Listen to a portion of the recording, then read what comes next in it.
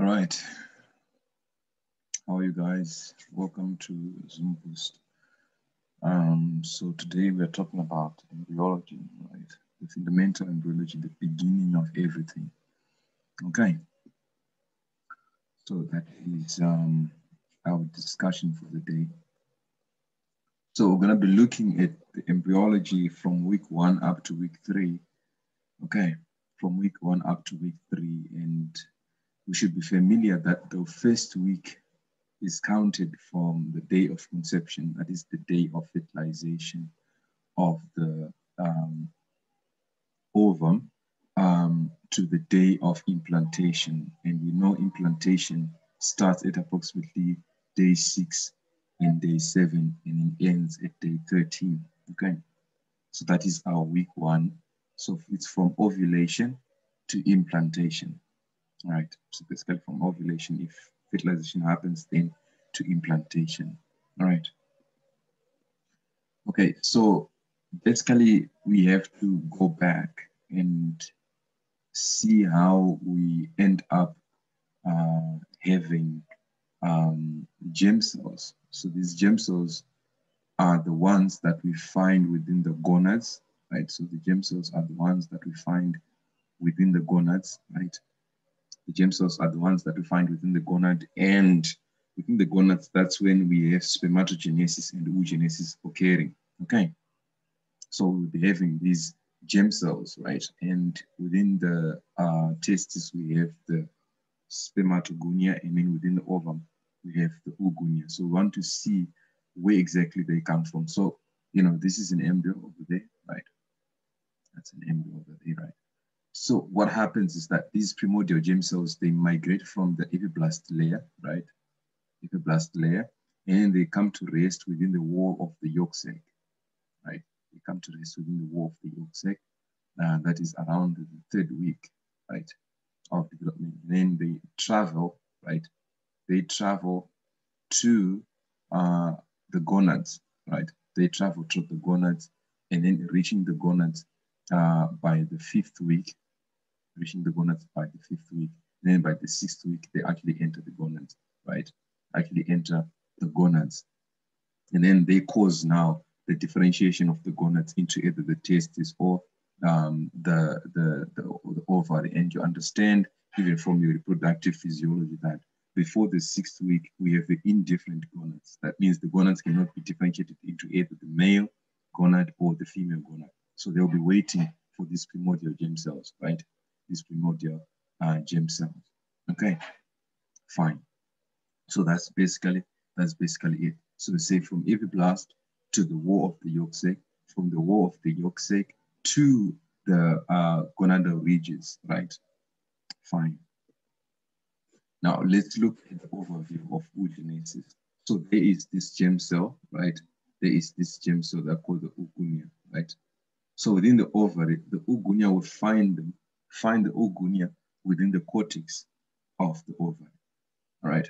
Within the cortex of the ovary, within the medulla of the ovary, we find the neurovascular structures within there.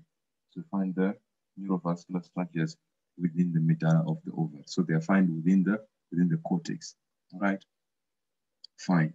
Why? Because the gonadal ridge, all right, the indifferent gonad, right, has got a cortex and the medulla. And then in the female is the cortex that forms the ovary. And in the males is the medulla that forms the testes.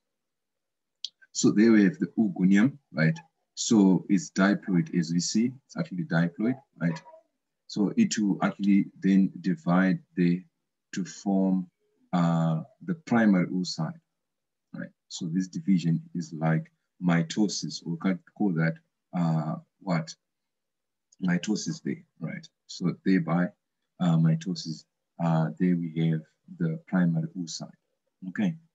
And then now we start the process of having the number, right? The chromosome number, right? To the secondary oocyte, and then from the secondary oocyte, we then divide again, right? Like that. All right. Okay.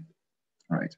So in the process of this division, right? In the process of the division, the other cell that comes out has got less cytoplasm. So there's an equal sharing of the cytoplasm so that the first polar body is given out and non-functional because it has less cytoplasm.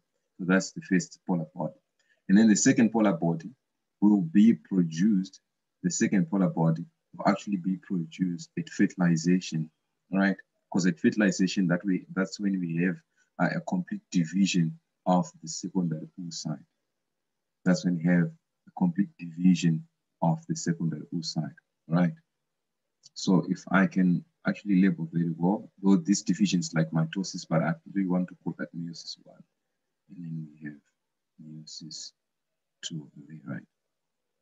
Right. So that is the principle that we have there, okay? That is exactly what we will be having over there. All right. So then at last we have our ovum, right? That will then be released and be fertilized, right?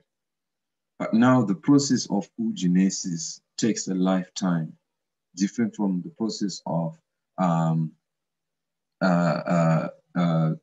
spermatogenesis that takes approximately 72 to 74 days, right? 72 to 74 days. But for the oogenesis, it starts within the prenatal life that is within the womb, right? And then ends at fertilization, right? So actually what we see is that by this division, what we actually see is that we, at birth, so that's, let me just put this line to indicate at birth, right? So at birth, what we actually have is our egg that is at the level of prophase 1. So that will be at the level of prophase 1, and then they rest over there, right? And we'll be calling them the primordial follicles, right? And then when one is born, they are still at prophase 1, right? And then one of these cells at prophase 1 will be selected every month, right, to complete the cycle, right? And then in completing the cycle, they will be rested at metaphase 2, right? They'll be rested at metaphase 2, right? And then as long as now they are fertilized, so as long as they are now fertilized, what you actually see is that they can now complete metaphase 2 and come out as the ovum, the mature ovum, right? And the second polar body, and the second polar body, and the second polar body. So at the end of all this division, we see that one oogonium will give 3 polar bodies. How? This is, let's count that number 1. And this polar body will actually divide to form other 2 smaller polar bodies. So we call that 1, 2, and then 3. So we form 3 polar bodies, right? And 1 mature ovum. All right, 1 mature ovum, right? So we start by rapid division of this oogonium, right? Rapid division of this oogonium, and then halving of the chromosome number over there. Right, so halving of the chromosome number over there. All right. So then we go on to spermatogenesis that we say it takes approximately 72 days to be finished. So we start as well with the spermatogonium that are located within the seminiferous tubules. But if you look at the seminiferous tubule, what actually happens, what you actually see is that the tubule has a lumen, right? And then it has a basal compartment. So within the basal compartment, that's where we have these spermatogonia. So they differentiate and divide moving towards the lumen. And then the final stage where they're given the tail and then they're reduced the amount of cytoplasm, which is called spermiogenesis, occurs on the adluminal compartment that is closer to the lumen. So called the adluminal compartment. And then in their division, there are supporting cells that are called the satellite cells. So these satellite cells, what they do is that they nurture these cells, right? Also creating what we call a blood-testis barrier. Also create what we call a blood-testis barrier. So these are the satellite cells, okay? satellite cells in maturing these dividing germ cells, right? And then outside that, we find that within the interstitial between the one seminucleus tube and the other, we have another hormone-secreting cells that are called the Latex cells. So the Latex cells are hormone-secreting cells. So called that the Latex cells. So they produce the testosterone. And then that testosterone is transferred to these dividing cells, right? Transferred to these dividing cells, and also that testosterone also enters the vascular system, and is transported to different parts of the body.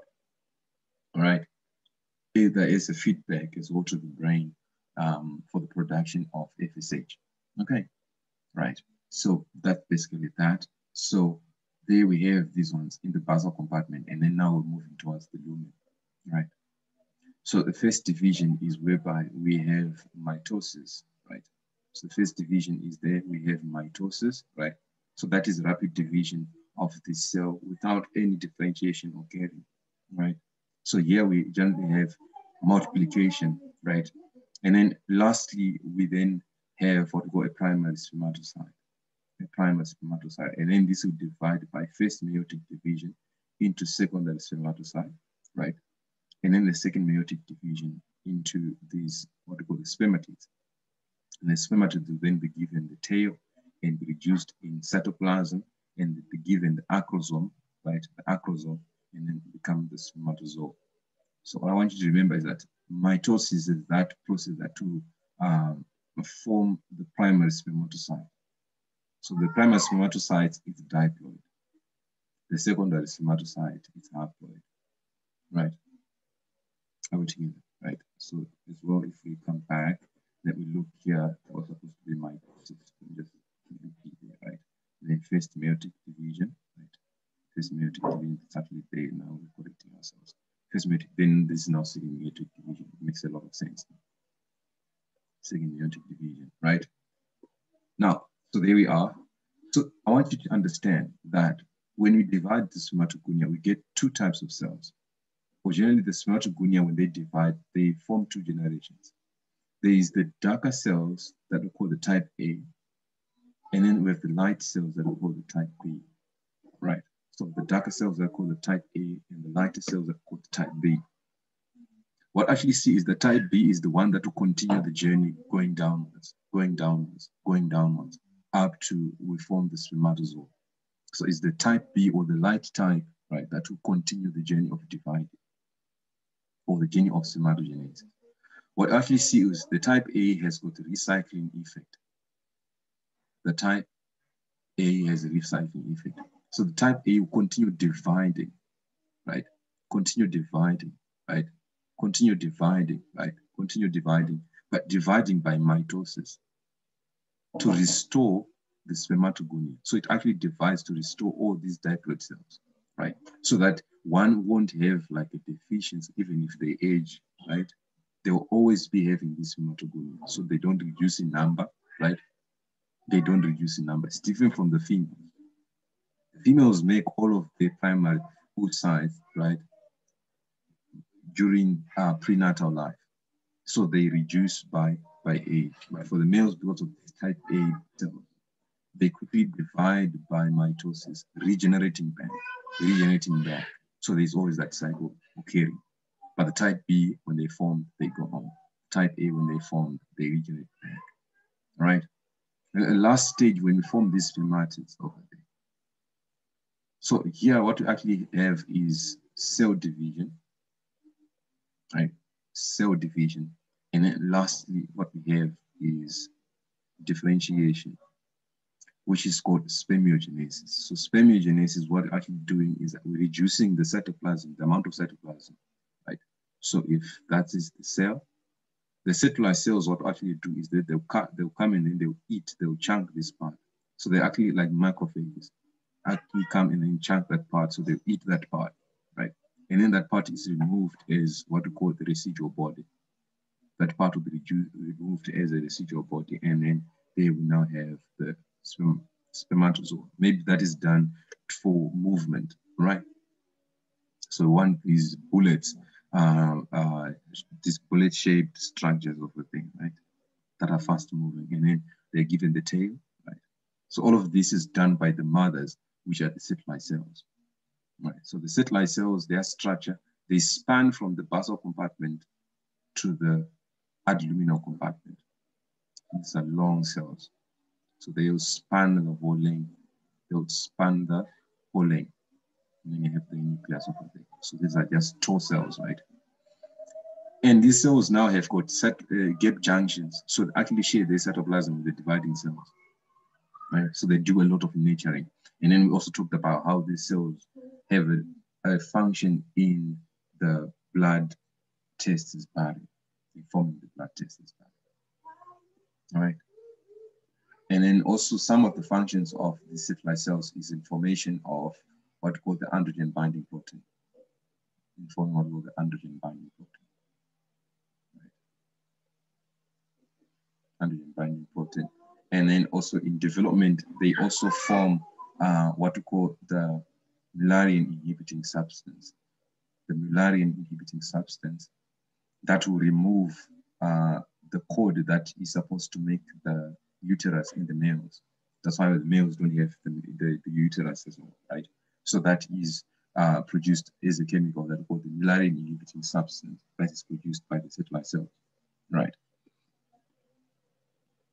Anyway, so now the process of ovulation now. So ovulation occurs on day 14. So ovulation occurring on day 14, right?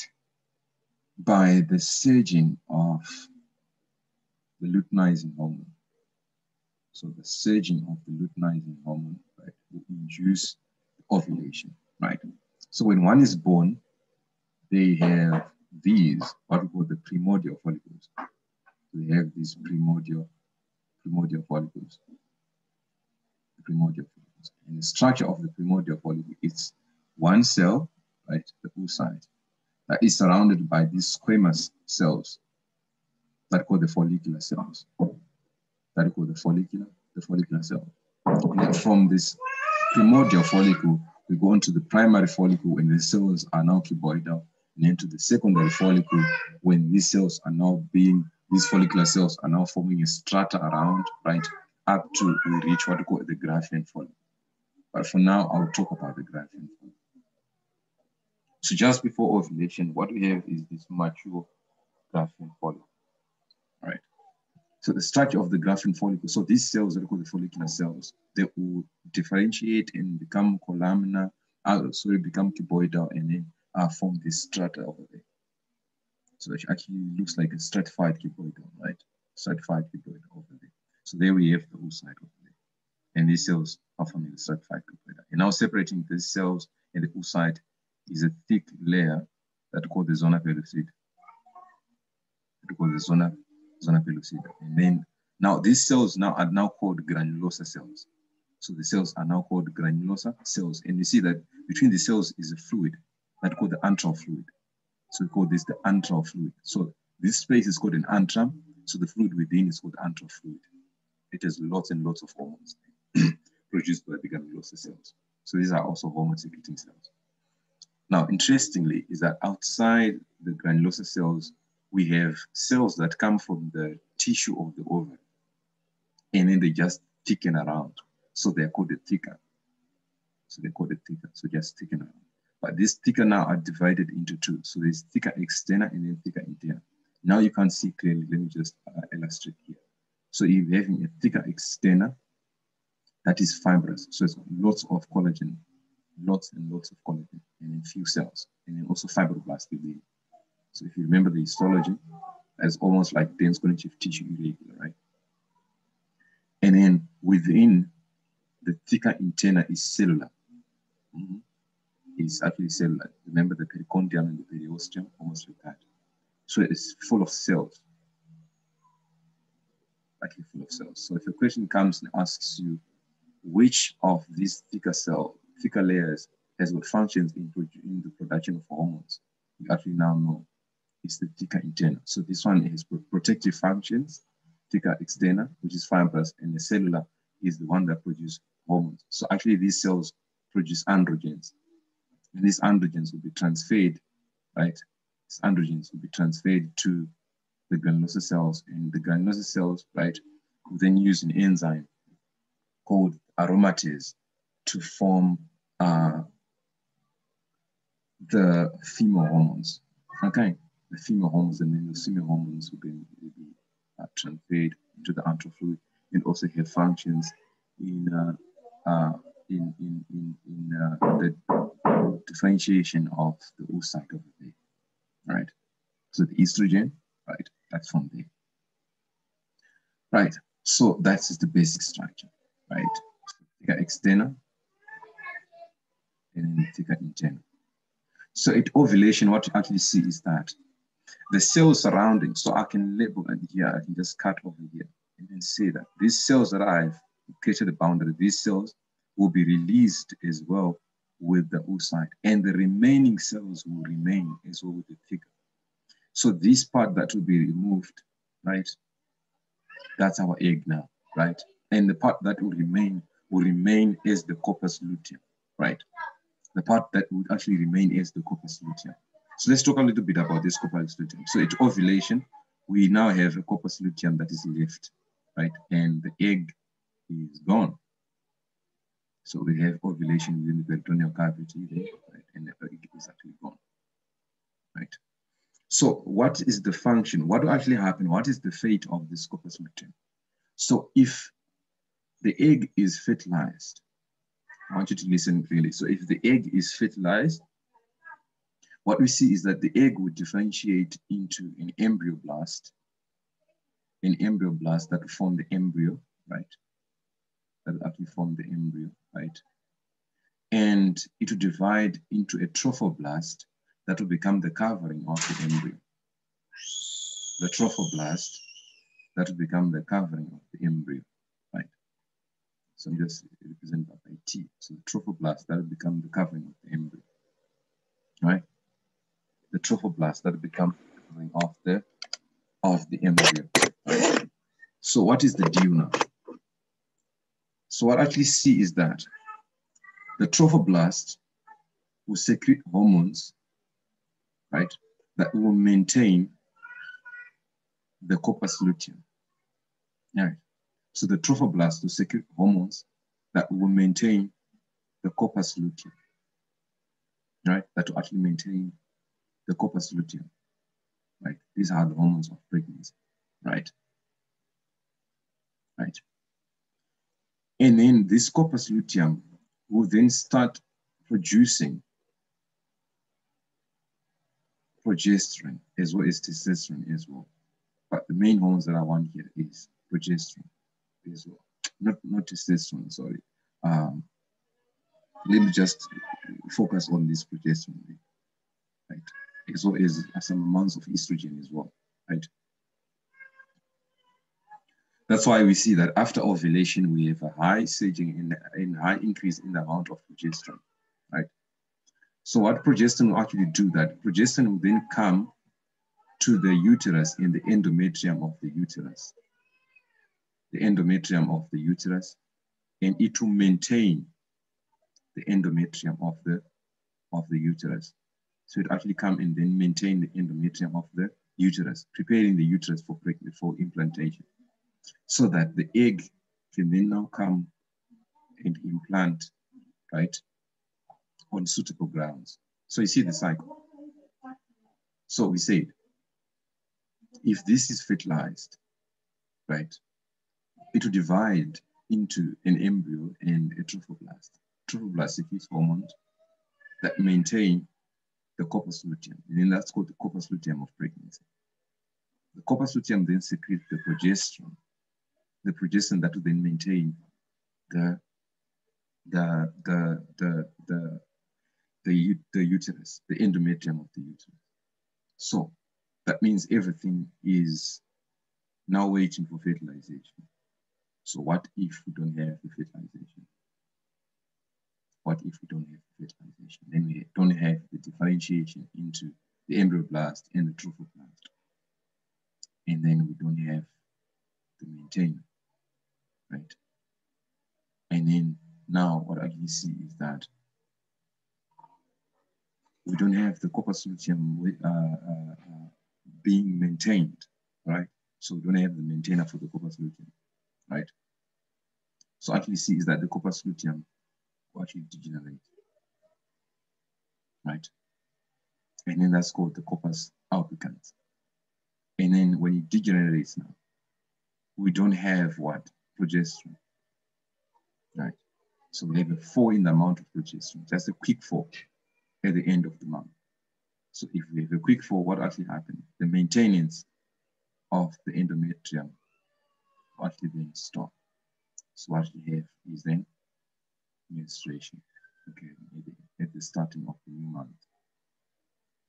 All right, so that's the whole cycle. So anyway, that is about ovulation.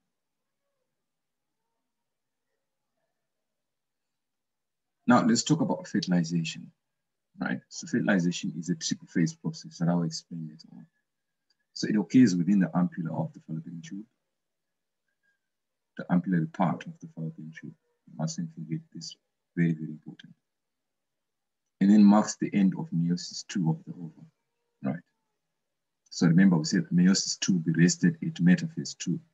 So at ovulation, we have these at metaphase 2, right? So it will then be completed just after fertilization. But I'll talk about the process of fertilization when this will be completed, right? Now, the spermatozoa, right, that are inserted within the female genital take approximately 30 days to move from the cervix, 30 minutes, sorry, to move from the cervix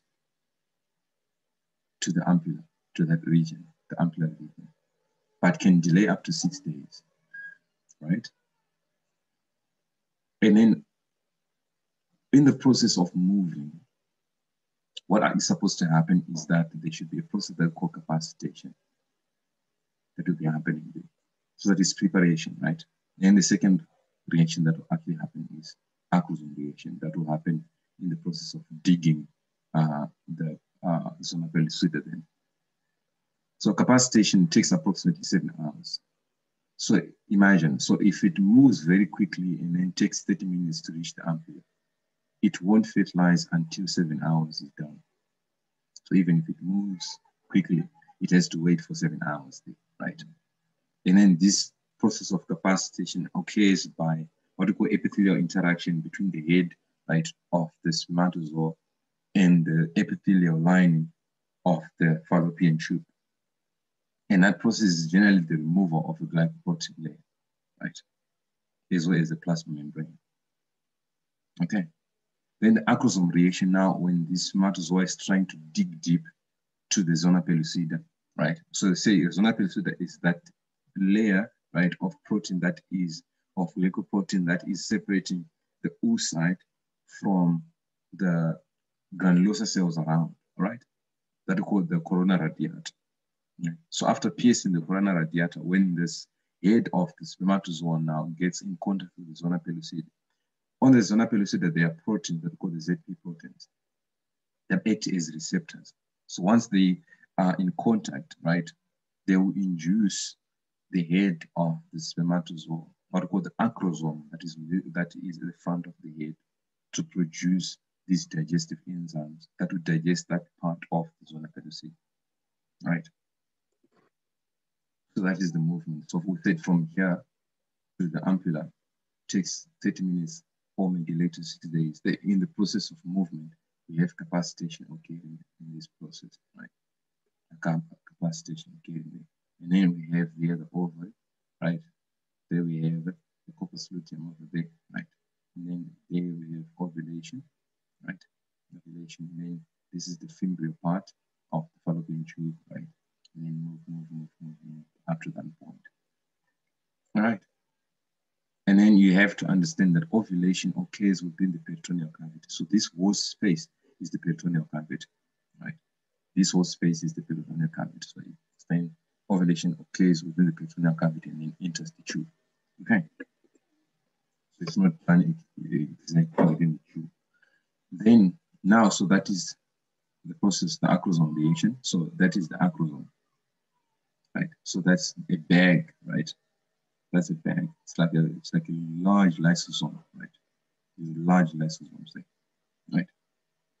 So what we see is that by interaction with the ZP proteins, there is what? Fusion of this acrosome, right? And the acrosome actually based, right? Acrosome actually based, and in this enzyme will then digest the Zonophilic Seed, digest the Zonophilic Seed to allow what? To allow the entrance of the nucleus inside, to allow the entrance of the nucleus as well, right? So anyway, let me just explain some of the processes that occur there, right? So if we have outside, we have the Zonophilic Seed there, right? That is the Zonophilic Seed, and then inside we have, right, the ovum, right? And then we say outside that we have cells. So outside that we have cells, right, that are called the corona radiata, which is generally granulosa cells. The corona radiata is outside. So these are the layers that has to be pierced, right? Number one, the corona radiata. Number two, the Zonophilic Seed, which is the major barrier. And then number three, the plasma membrane of the oocyte. All right. So what I actually see is that we have capacitation occurring, number one. To dig to this Zonophilic Seed, right, we need the acrosome occurring, number two. And then the presence now of the nucleus, the male pronucleus, right? So there is the female nucleus, right, over there, right? So the presence, right, of this will induce the granules that will be within this cytoplasm, granules. So these small granules to actually come and fuse with the plasma membrane and release their contents, fuse with the plasma membrane and then release their contents there. And these contents actually harden. What these contents actually do will harden the Zonophilic Seed. So the Zonophilic Seed now becomes more hard. So that whatever spermatozoa is outside there and also trying to get in will fail, right? It actually fail. And that is what functions in preventing what we call polyspermia, right? That is fertilization of one egg by more than two spermatozoa, right? So it will actually harden so that whatever, even if you reduce the enzymes, nothing happens, right? Okay. So that reaction is called the cortical reaction. That is reaction number three, right? Cortical reaction, that is reaction number three, all right? Then the last part of fertilization is then the fusion of this pronuclei. So that is the male pronuclei and the female pronuclei. So before they fuse, what you actually see is that there is condensation of their chromatin. So there's condensation of their chromatin. So if they so the chromatin has to condense, right? The chromatin has to condense, right? Actually, it has to condense, right? And then for us to have pairing of the chromosomes, so it actually has to condense to have pairing of the chromosomes, right? And that is where we have now the determination of the individual sex, either to become XY, which is the male, right, or XX, which is the female, right? Now, so at what point, what induces metaphase 2 to be completed? Are we supposed to have metaphase 2 completed after the fusion? No, it doesn't make sense, right? Because we first have to produce the polar body, then the actual ovum. So the presence of this nucleus within the cytoplasm sends signals, right, that will induce this secondary oocyte to finish off metaphase 2. So the presence, right, not the fusion, the presence of this guy within that will then induce this one, right? Are we together? Fine. So then the process of implantation. So first we start with one cell, which is the zygote. One cell, which is the zygote, that is surrounded by what? The Zonophilic Seed. So the Zonophilic Seed is now thick, right, and resistant. So what we see is that the first part that we see is the division of this cell into two, right, and then division into four by mitosis, right, and then also divide as well, right, into 6, into 8, average given like that, right? And then that division now, right, is only the increase in number, but no increase in size. Why? Because the Zonophilic Seed there is thick and resistant, right? Thick and resistant, right? So these cells can't expand, so they only increase in what? In number. So that's when they appear like a morula, right? Actually like a mulberry. So they actually appear like a morula. So these cells actually appear like a morula, right?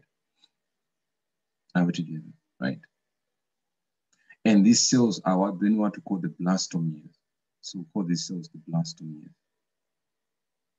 The blastomeres, right? So in the process, now in the journey to implant, moving from the ampulla to go to the uterine cavity, what we see is that there is fluid that will actually enter, right, through the Zonophilic Seed and then enter into the, right?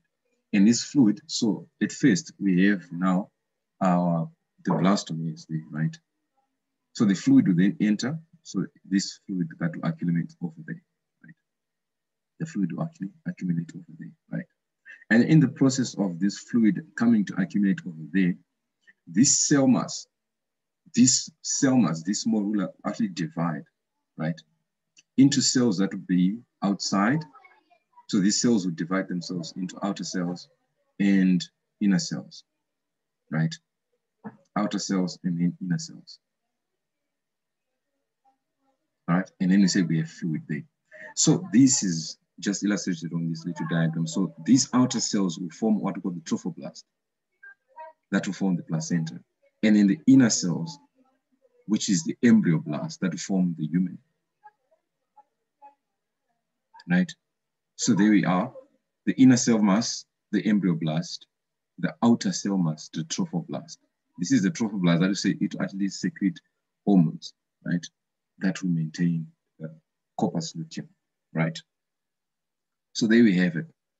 The inner cell mass, right?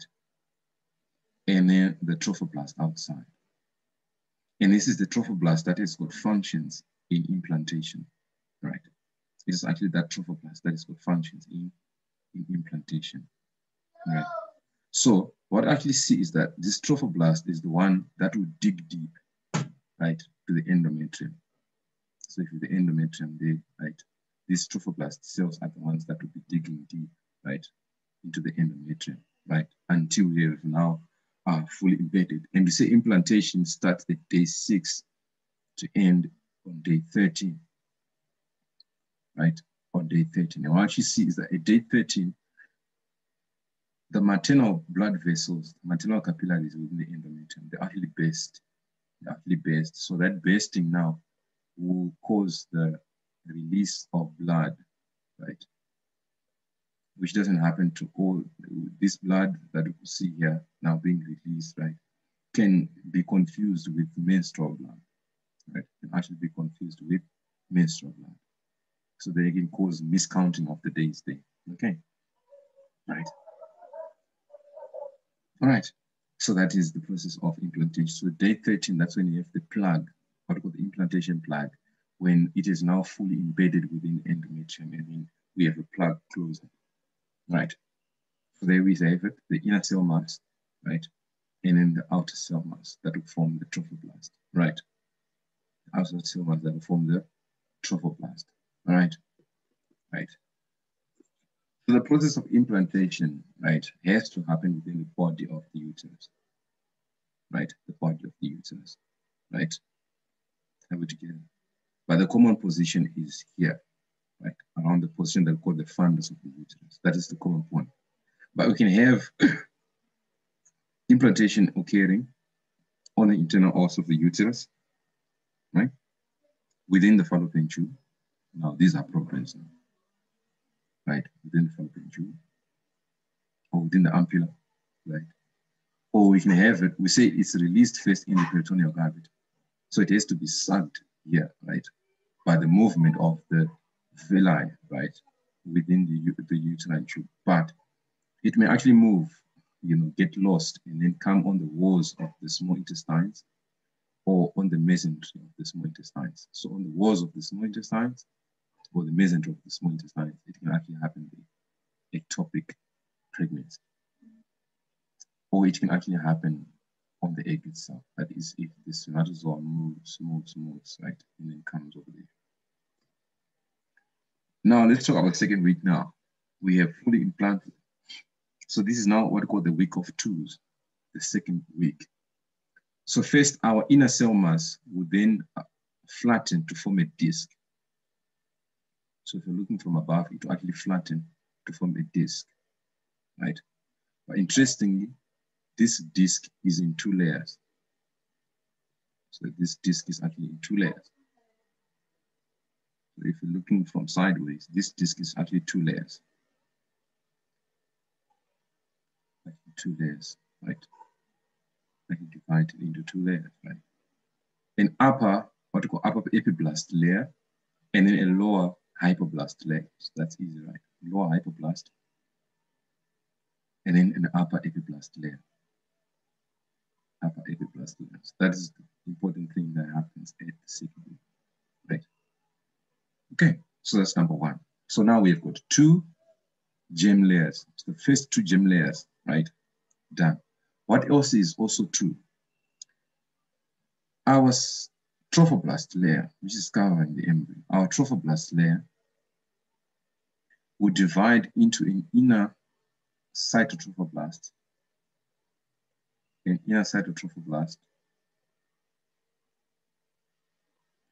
an outer syncytial trophoblast. So this syncytial trophoblast is a bit like macrophagic in structure, right? So you see it is got funny shape, right? This syncytial trophoblast.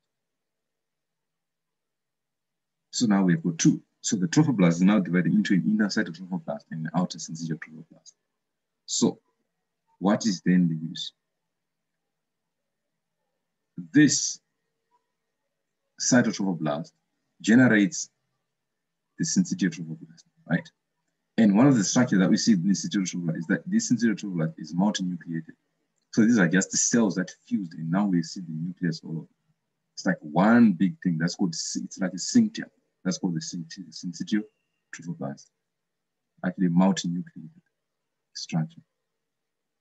And it's got corrosive effects. So this is the one that will be corroding the maternal blood vessel. Is the one that will be corroding the maternal blood vessel, right? Maternal blood vessel. And also has got functions in forming the placenta, right? It functions in forming the placenta and also forming the barriers between the maternal blood and the embryo. So if I can draw the embryo, right? Maternal blood and the embryo. So that's when we have the first barrier that we have there, right? The first barrier that we have there, right? So it's got functions. So the trophoblast has got functions in forming the placenta. So that is what that will form the other 2. What else will be 2 as well? What else shall be 2? You start to see that in association with the epiblast, there is a cavity that will form on top of the epiblast. There's a cavity that will form on top of the epiblast that we call the amniotic cavity. The amniotic cavity, right? And there's a cavity that will actually form below the hypoblast. There's a cavity that will actually form below the hypoblast, right? And that is called the yolk cavity. So there's 2 cavities there, right? So we call that the yolk cavity, right? So you really see that it's a week of twos, right?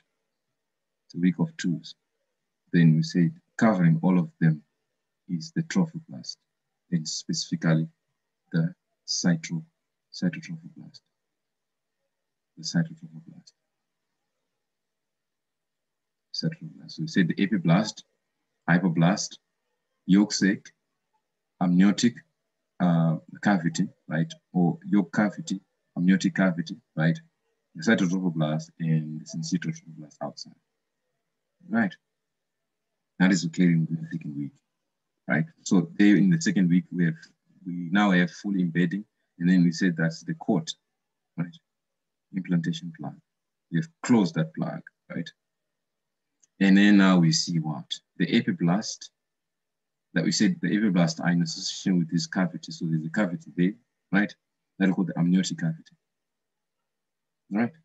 And then now we have this yolk cavity, right? The yolk cavity. And then we said, in association with the yolk cavity, we have the hypoblast cells, right? These cuboidal cells, the hypoblast cells. And these columnar cells are now our epiblast cells. And then outside that, we say we have now these cells, mononucleated cells that are the cytotrophoblast, which are in contact with the embryo. And then outside that, we have the syncytotrophoblast. Can you see it's all multinuclear? It's like one big structure that is many nuclei, right? And what you see is that it corrodes what? The blood vessels, right? It corrodes these blood vessels. And these blood vessels will actually then start leaking. And then what I actually see is that within the cytotrophoblast, we actually see spaces that are called the lacunae, spaces there. And this blood will come in and enter into this lacunae. This blood will then come and fill the lacunae, right?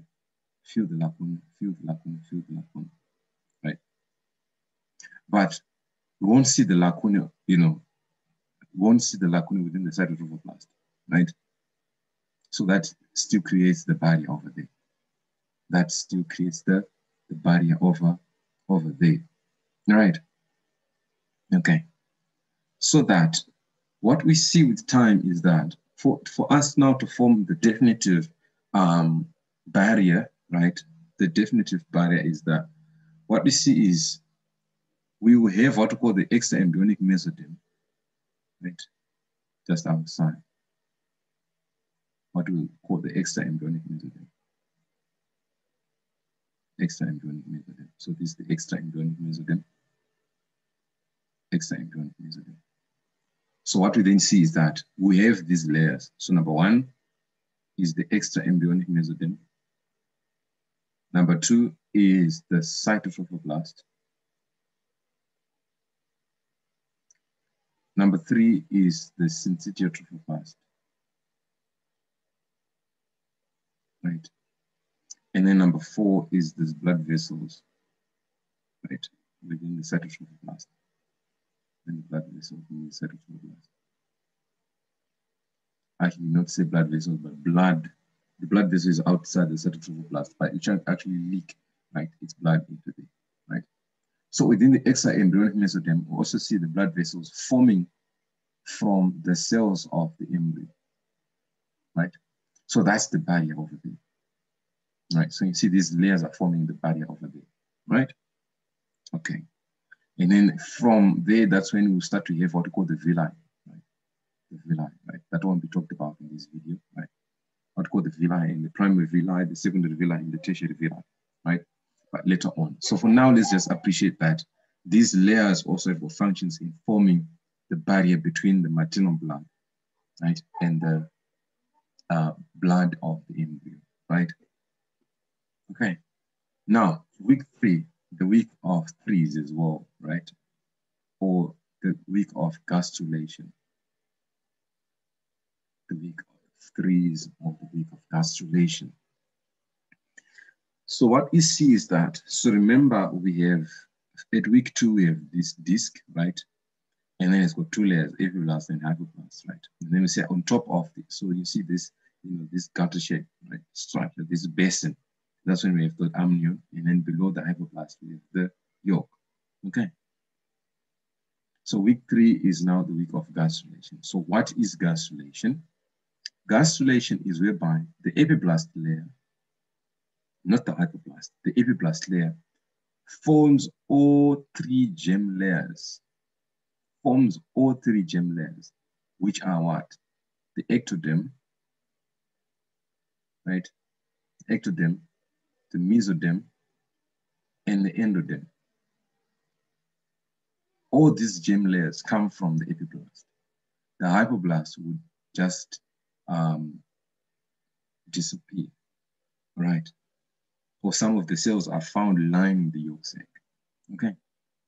So what we see is that, so this is the cranial part of the embryo, where you will see the, maybe just called the head part, right? And this is the caudal part, the tail part. So you see that from the midline going to the tail part, what you see is a streak, right? It's a streak, right? So when you say a streak, that's the point where we have an invagination, right? That is called the primitive streak, right? And at this point, what you see is the primitive node, right? The primitive node. So we see that cells of the epiblast, they invaginate downwards. So they actually dig down. So the cells, so if I have a hypoblast over there, and this is epiblast cells. The epiblast cells use this streak, right? We use this streak, right, to invaginate and invade the other layers. So it actually first invade this hypoblast layer, invade the hypoblast layer, right? And then when they invade the hypoblast layer, they form the endoderm, right? And also invade the middle part between the epiblast and the hypoblast, and then that form the mesoderm, right? So that is the point where the cells are, you know, just falling in, right? Right, and then first they invade the hypoblast, right? So they'll be falling in at this streak, and then when they fall in, they'll move in these directions. So they actually move in these cranial directions like that. Cranial directions like that. Also move sideways.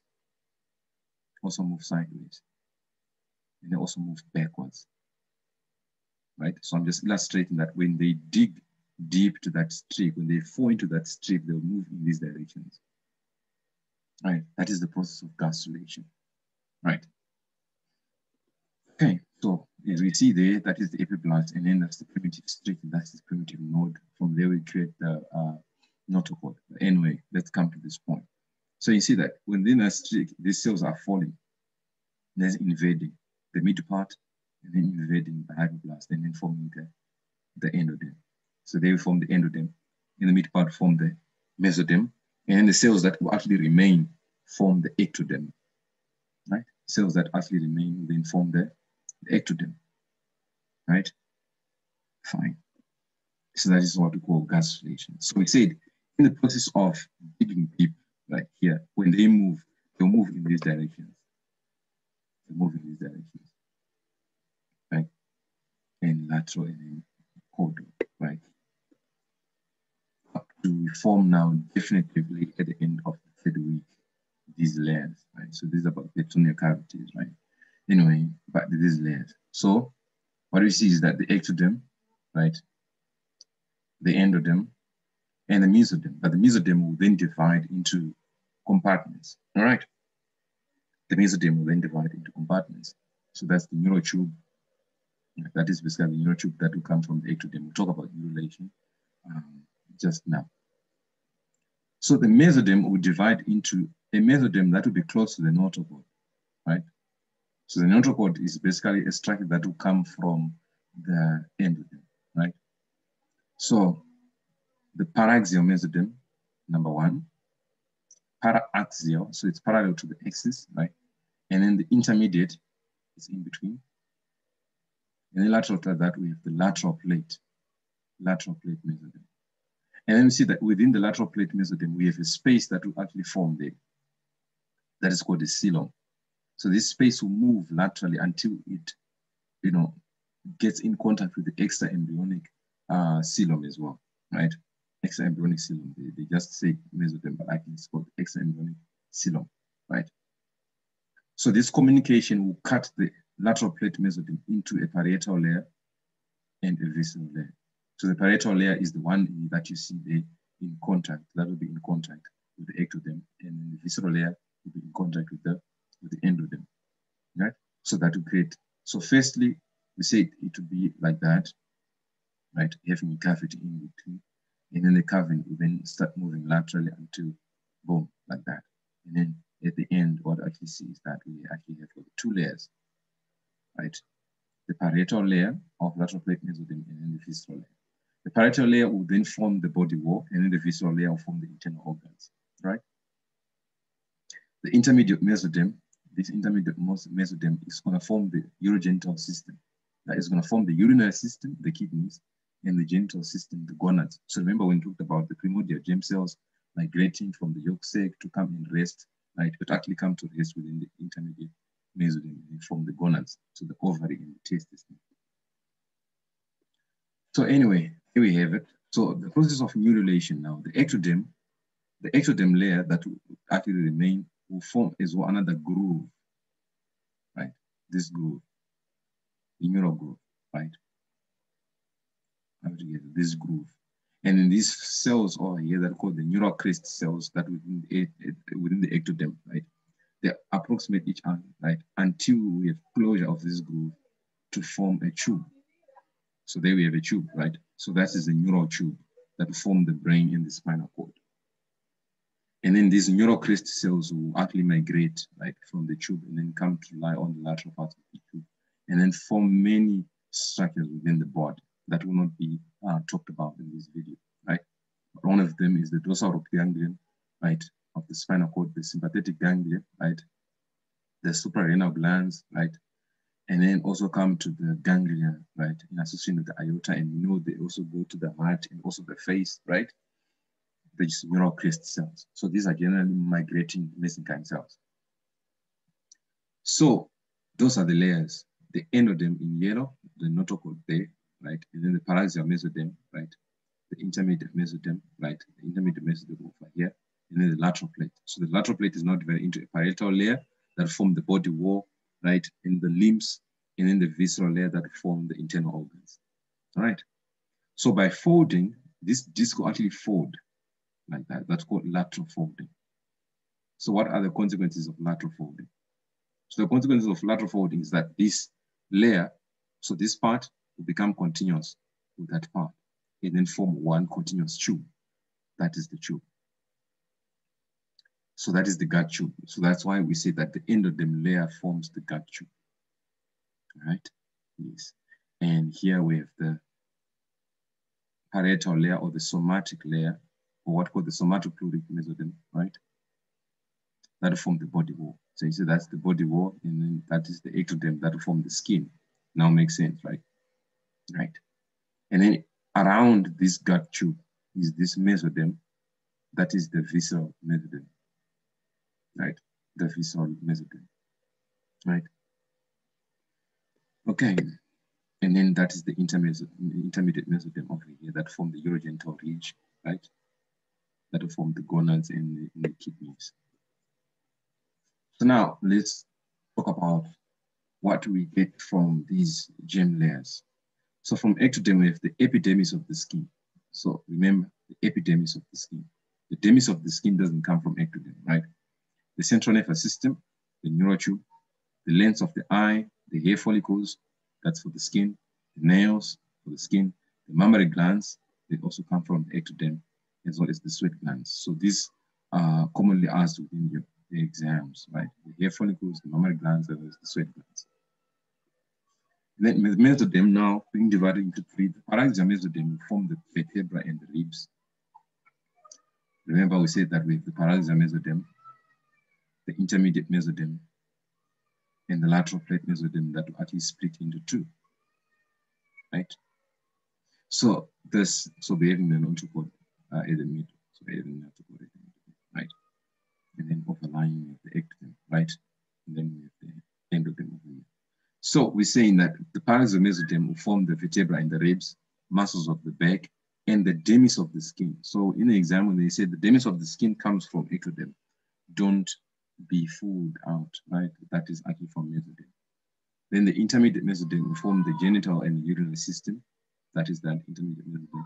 The lateral plate will form the heart, which is the splanchnic layer, right? Or the visceral layer. And then the visceral membranes, which is the visceral layer. But for the bones of the limbs and the muscles of the limbs comes from the parietal layer, right? And the endoderm forms the gut, the mucosa of the gut. Makes sense now, right? And then from the gut we have the liver, the pancreas, the gallbladder, the respiratory tract, the liver, right? That all comes from the gut. as well as the anterior lobe of the pituitary gland, right? The anterior lobe of the pituitary gland. And that finishes the discussion on the germ layers in the week 1, week 2, and week 3. Okay. Week 1, week 2, and week 3. Okay.